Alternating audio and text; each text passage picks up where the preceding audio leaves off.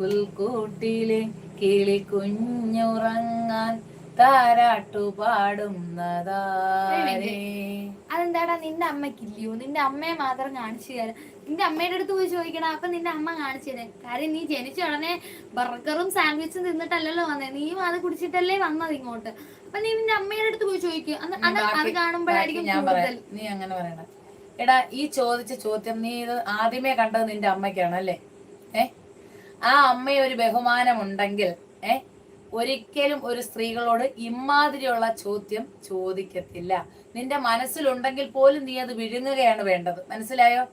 ആദ്യം നിന്റെ അമ്മയിൽ നീ കണ്ടുവന്ന സാധനമാണ്.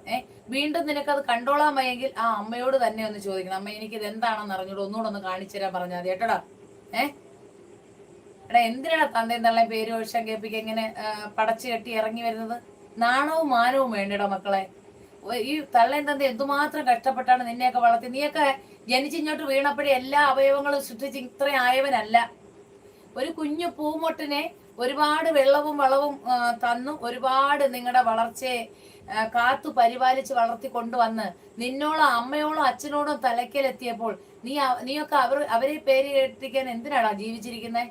ചത്തതിനൊക്കെ ജീവിച്ചിരിക്കലും പോയി ചത്തുവിടടാ നിനക്കൊക്കെ.